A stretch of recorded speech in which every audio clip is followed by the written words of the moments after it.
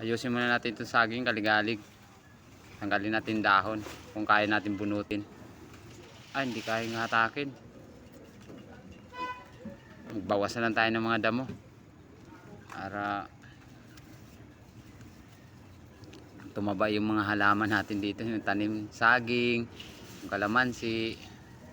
Bawas tayo ng balili kaligalig, ng paragis, bawasan natin to.